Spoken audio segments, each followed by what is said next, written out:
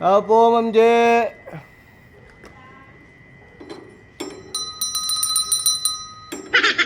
Ayos ko dyan, masamang espiritu.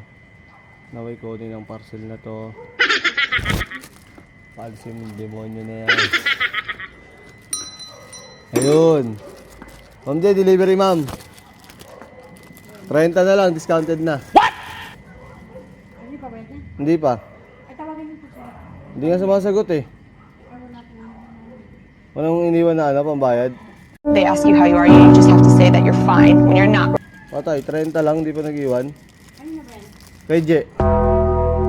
Hindi, tawagin mo po siya.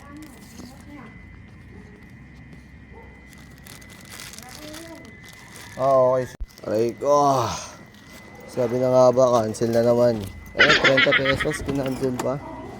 Hindi gumana yung ritual natin mga sir. Tayo dito. Sitio. Ito yung area ko ay Kingsville.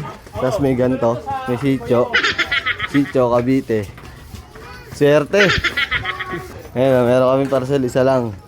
Swerte pa, swerte. Swerte pa, mabait pa. Tingnan kung makukuha o hindi.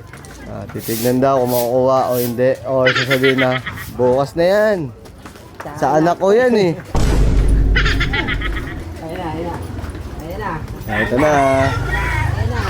Saba ka diri. Paano naging kami yun? Siya lang yun, siya lang.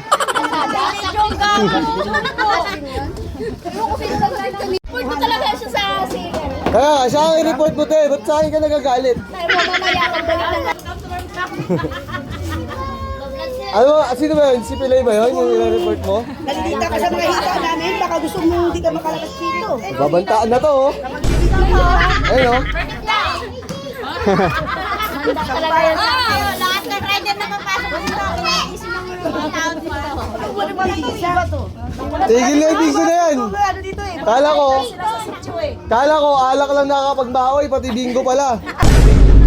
Ano, makahawi na to oh. Masyado siyang masyado siyang nagmamalor. Wala nagmamahawi oh. Dati ako may hawak na ito, yung Sitio Cavite, tsaka to. Ngayon, may ibang umerya, inaaway nila. Galit na galit sila eh. Ayos ah. Ngayon si ate oh. Te, nadadala pa ba yung parcel mo te?